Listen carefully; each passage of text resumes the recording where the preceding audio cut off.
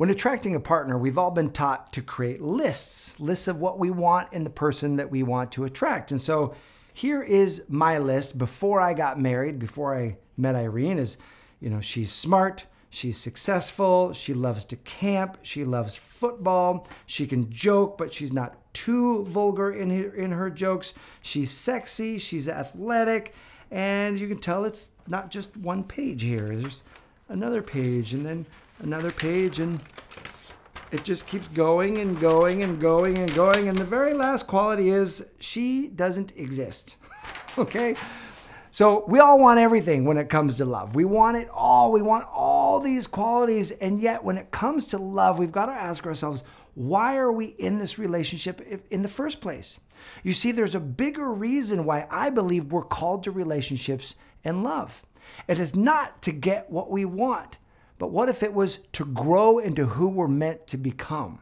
What if relationships were the great spiritual evolution training ground? It was how we grow as spiritual beings on this planet. And one of the best places I know that we can do that is in loving relationships. So today I'm going to share with you exactly what to do with that 1,000-point list that we all have. And more importantly, give you the only dating advice you will ever need. Check it out.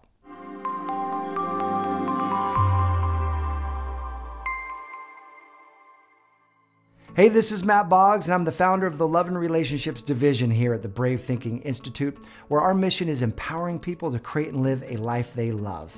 And that includes your love life. So if you like this video, I encourage you to click that subscribe button and click that little bell, because every week we bring you new content to empower you in your love life. Have you ever found yourself not wanting to tell people that you're dating? Because you know what's coming if you do, right? They're gonna give you advice, and it's usually bad advice. And their advice, while it's good meaning, it's always based in their own experience, and who knows if it's universal or not. The other week I was on a coaching call, and one of my clients shared with me that the advice that I gave her on that call, she said of everything that she's received, that one thing changed everything for her. If there was one piece of advice, it all boiled down to this. And here's was the scenario for her. She was dating this guy, she really liked him, and she's got a big old list of qualities. She wants all these things, just like we all do. Like we all want someone who's got a million amazing qualities, because if you're gonna pick someone to be a life partner with, you want someone amazing. So she had her amazing list, and it was all these things. And through the program, we helped her boil it down to 5. If you could take all of that and turn it into your top 5 must-haves, what would you put on the top of the list? And so the guy she's dating had all top 5. And now she's kind of assessing some of the other things. And she was like, well, I really like him, and he's sexy, and he's fun, and he's caring, and he's open-hearted, he's all these things, but he doesn't have a master's degree, and that's one of the things on my list. It's not a top 5, but it's on there. And he doesn't have a big 401k, and saving and financial security is on my list, but he's an entrepreneur, he owns his own business. And ultimately her question was, should I stay or should I go? Should I lean in and really explore? Because she was right on the fence of really starting to care about this guy. And I shared with her a story from a movie called Evan Almighty. And I said, there's this great scene where Morgan Freeman is playing God. And he's talking about the purpose of opportunities in our life. And this is what he says. If someone prays for patience, you think God gives them patience? Or does he give them the opportunity to be patient?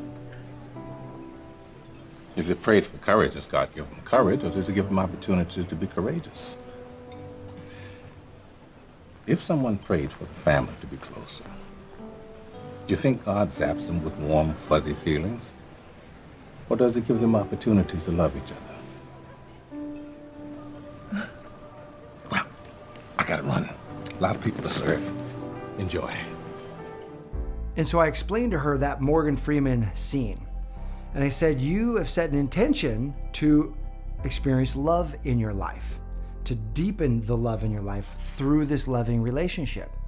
And so these qualities that this man doesn't have, that you want him to have, is this an opportunity for you to expand your compassion and your acceptance? In other words, is this an opportunity for you to grow?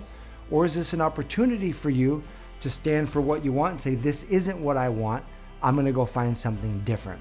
And I took her through a visualization. I had her tune in, and at the end of that visualization, she was crystal clear, and she said, wow, this is an opportunity for me to grow.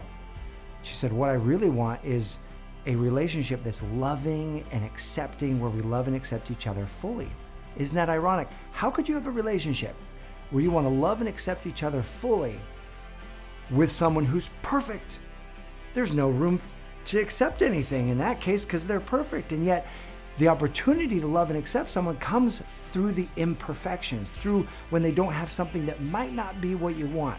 And the difference is, we're not talking about settling here. We're not talking about getting into a relationship with someone that you really don't feel attraction for, that you're really not into, that you don't have a connection to. See, she was attracted to this guy. She felt connected to this guy. She felt emotionally connected, mentally connected. It was some of these specific things that she had declared, a 401k specifically, or a master's degree that he had earned, that she says, wow, if he doesn't have those, can I make room in my heart to make welcome the man who's got the qualities that I want, but maybe not in the way that I want them? And so she leaned forward and is exploring that relationship. And I'm so proud of her for tuning into what she's called to be in this world, a greater expression of love. So if I could boil down all the dating advice I've given over the last decade and come up with the single greatest piece of advice, the single greatest idea or thought or concept that would serve us moving forward in our love lives, it would be this: be the person who leads with the question, how can I grow in my capacity for love in this moment? Another way to say that is, what would love do here? Sometimes love would open up and accept and have more compassion and understanding. Sometimes when you ask, how can I grow in my capacity for love? It's not just for the other person, but it's loving yourself at the same time. And loving yourself means standing up for your truth, holding a boundary, right? Stating a standard. It means not moving forward in the relationship because you know you're settling, and if it's not good for you, you know it's not going to be good for them, because love always wants the highest good for both people. But to realize that relationships are a training ground of growth. It's there for our expansion of our own hearts. So to ask the question, how can I grow in my capacity for love in this moment? When you lead with that question, it leads to ideas, it leads to insights, and it leads to guidance that will move you forward in the direction of a more loving, more beautiful, more joyful, more rich relationship than you've ever imagined. So that's my advice. If I were to boil it down to one question or one piece of advice, it was, how can we grow in our capacity to love? My question for you is, if you could give one piece of love advice that would help someone move forward in the direction of the relationship they wanted, what would it be? Go ahead and post it in the comment section below. I'm gonna love checking out your strategies, your advice. I hope this serves you. I appreciate you. Thanks for watching. I'll see you soon.